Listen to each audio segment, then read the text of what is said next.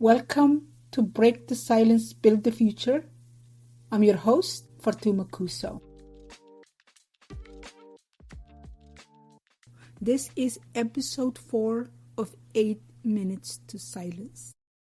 If you have been with us since the season opener, you know how this works. 10 of our 20 episodes for the season follow the trial roughly in order, and this is the third of those 10 episodes.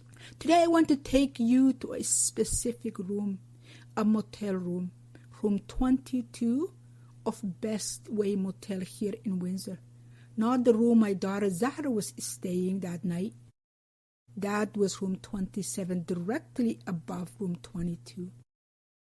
This room, room 22, belonged for a few nights at least to a married couple visiting from the United Kingdom. They had never been to Windsor before.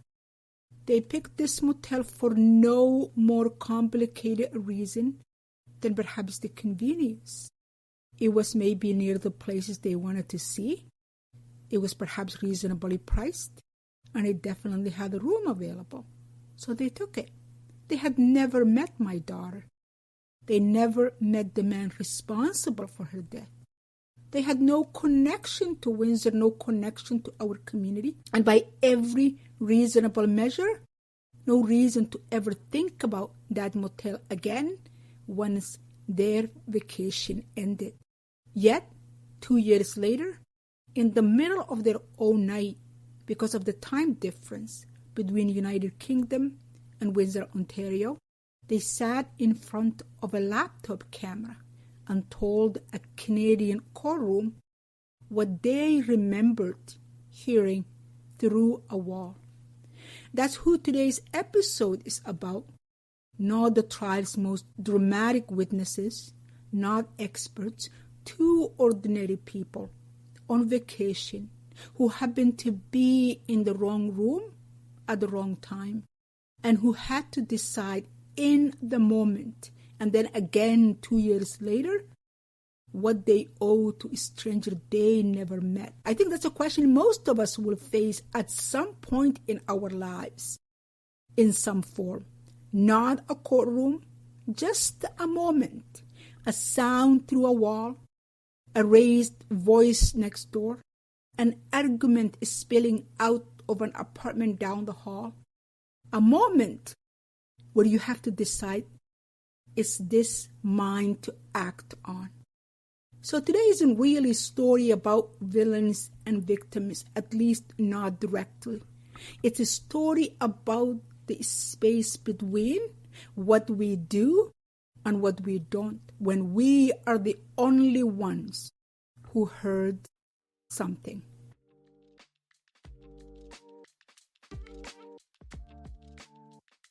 Let's go back to that night. Our two witnesses, I'll just call them wife and her husband, since I won't be using their names in this show, had come to Windsor as a part of short trip to Ontario, the CN Tower, the Niagara Falls, a few relaxed days in a city they'd never visited before.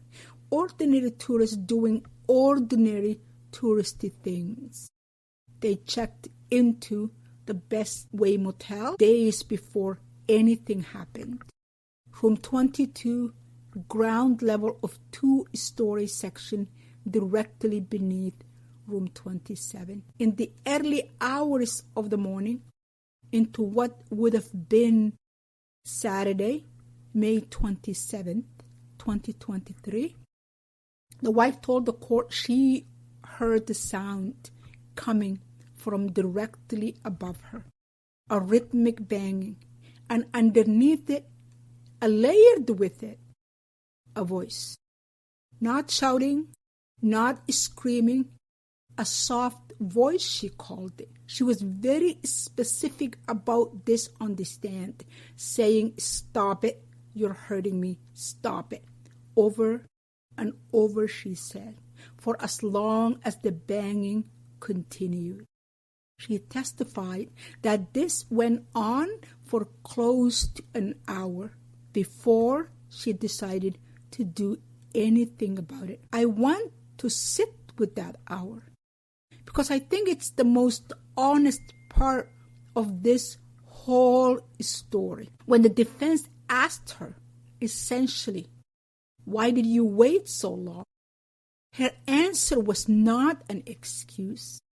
It was the truth of how most of us actually process an unfamiliar sound in the night. She said she was listening, trying to decide whether this was something that needed her involvement or something that was none of her business. An argument that two people would work out on their own, the way people sometimes do. That hesitation is not a flaw in her character. It is, I think, the most universal part of this entire episode.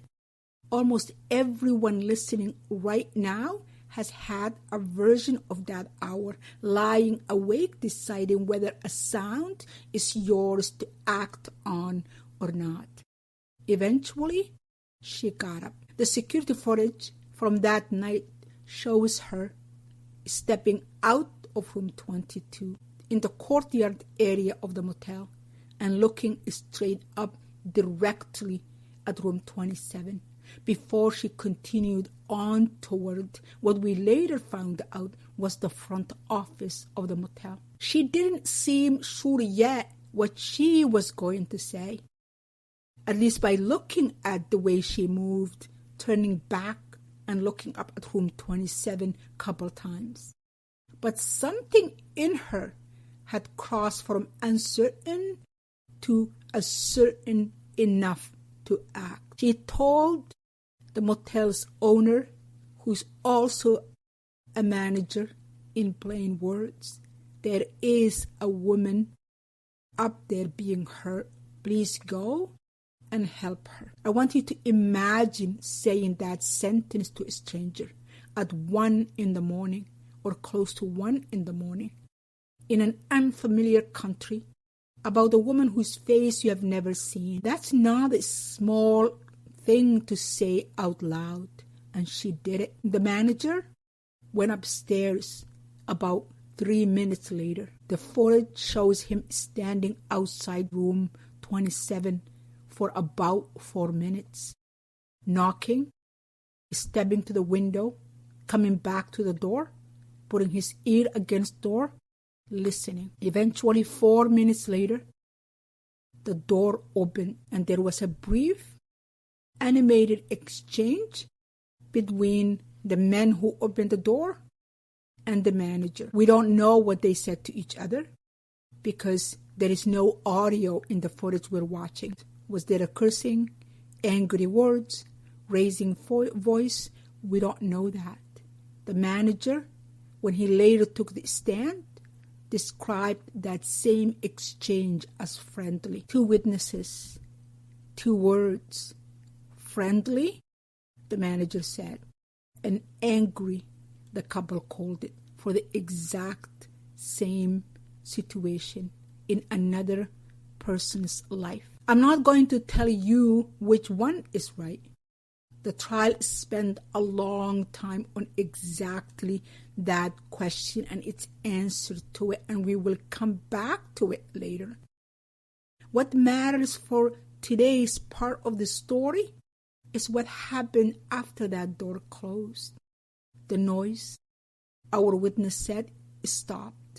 She and her husband went back to their own night, believing, because it was the only reasonable thing left for them to believe, that whatever had been happening, someone in a position of responsibility, the manager in this case, had gone up and dealt with it. They did their part by reporting it to the manager. They didn't call the police themselves. They didn't check on the room the next morning. They finished out their stay, flew home to UK, and by every account, they didn't learn what had actually happened until later, when a Windsor police officer called them out of nowhere, asking what they remembered about the night at the motel, that if the phone hadn't rung, they might have let it slip out of memory entirely. Let's talk about what it took to bring them back, because our witnesses still lived in the UK. In the trial, they testified by a video link, and the judge would not let that happen casually. There is a rule in trials: a witness cannot hear another witness's testimony before giving their own. Normally, that's easy to manage in a courtroom when you have your witnesses coming in person, but it's much harder to manage across an ocean with two different people who happen to be married to each other and live in the same house. So the judge had the wife carry her own laptop camera on, showing the court that in the room she was alone. No one else could hear or influence her or be influenced by what she was about to say. Her husband, meanwhile, had to be elsewhere in the house entirely while she testified, out of earshot, so that nothing she said could reach him before his own turn to testify came. Setting this took the better part of a day before either of them said a single word of actual testimony. Here's what struck me most. Reading through this, neither of these two people had anything to gain from coming back. They weren't Canadian citizens. A Canadian court has a real power to compel its own citizens to testify. I know that firsthand, because as a Canadian, if I'm subpoenaed, I don't get to say no. But our two witnesses weren't subject to that. They could have simply not answered the phone. They could have said, "This isn't our country, this isn't our case, we don't want to be part of it." We let the manager know we did what we needed to do at the time, and we don't need to be involved. They didn't know my daughter. They didn't know the man on trial until that phone call after the vacation ended. They didn't even know anyone was hurt, let alone had died. And still, they came back twice over the phone and a video. First, for an earlier hearing to decide the level of charge this man faced. And then again, for the trial itself, to sit in front of a camera in the middle of their own night and describe under oath on a Bible one difficult hour they would probably have preferred to forget. That, to me, is its own kind of courage. Not the dramatic kind, the quiet, inconvenient kind. The kind that doesn't ask for anything in return. Under cross-examination, the defense lawyer pressed them hard. Why didn't they call 911 themselves? Why not use the phone in their own room rather than walking down to a stranger at the front desk? Why put your trust in someone whose job, as the defense put it, was bringing towels and changing sheets rather than an actual authorities? The wife's answer never wavered. There are many ways to ask for help, she said, and that was the way she chose.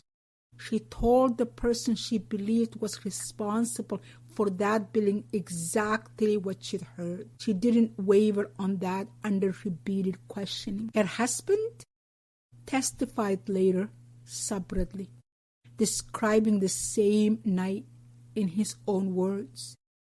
And here is something the defense tried to use against them, and something I think tells you the opposite of what they intended. His account and hers were not identical. He remembered it as louder, more violent sounding. What he described as a man beating a woman and a woman crying out in real pain. She remembered it as a quieter and near constant soft voice repeating those same words for almost an hour. The defense suggested this meant they coordinated their stories. I would argue it means the opposite. If two people had gotten together and rehearsed a story, you'd expected it to line up cleanly. What you got instead were two honest memories of a hard night that to me reads less like collusion and more like two people telling the truth.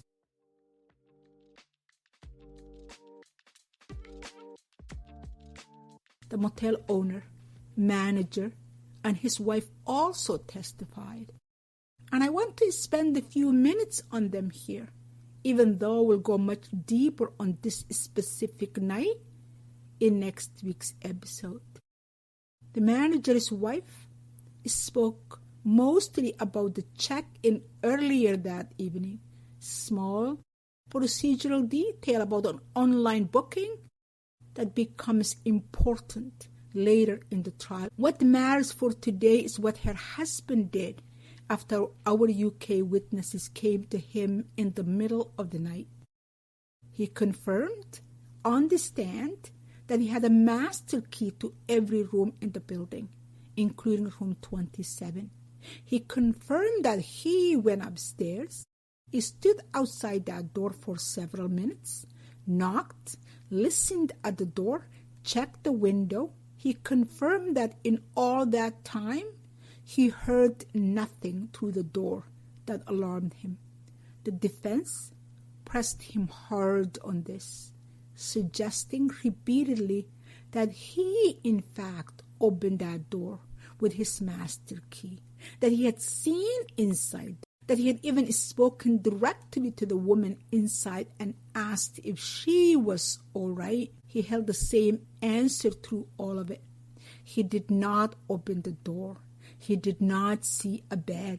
He did not see a woman, and he said plainly he could not have asked the question of someone he never saw and never spoke to. I'm not going to render a verdict on those 4 minutes today. That belongs to next week's episode, where we will walk through them for more closely, because they matter enormously to how this trial unfolded. What I want to sit with today is simpler. A man walked up a flight of stairs because a stranger told him a woman needed help, and several minutes later, he walked back down.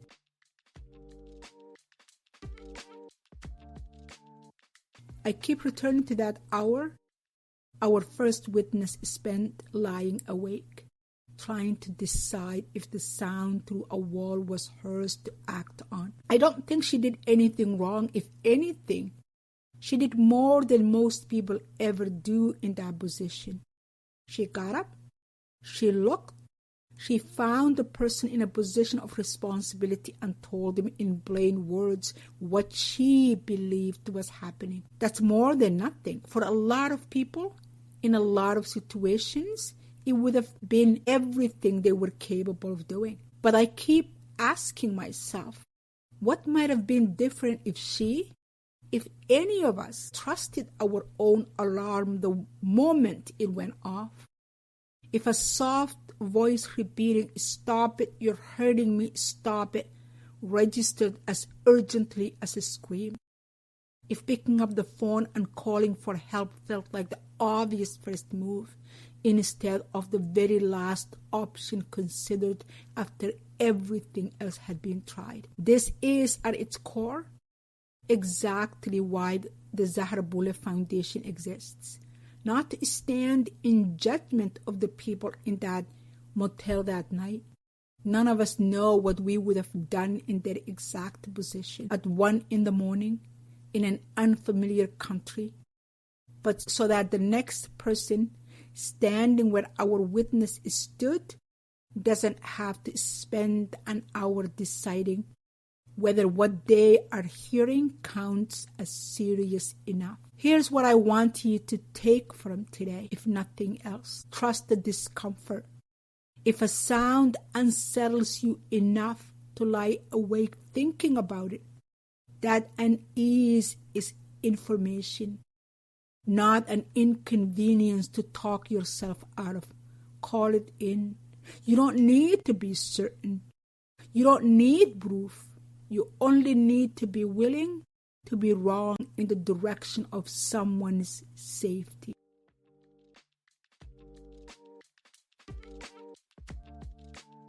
Next week, we go back to that same hallway and we slow it all the way down, minute by minute.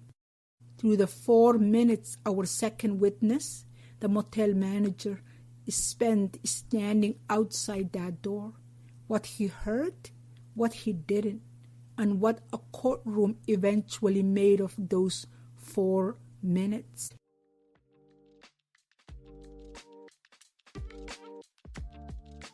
You can find more about Sahra Bulleh Foundation's work at zahrabullehfoundation.ca.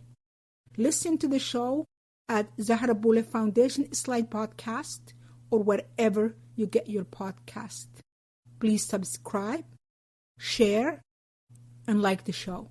And if today's episode moved you, consider joining the Circle of Giving campaign before August 14, what would have been Sahra's 40th birthday. That has been episode 4 of Break the Silence, Build the Future, 8 Minutes to Silence. Until next time, bye for now.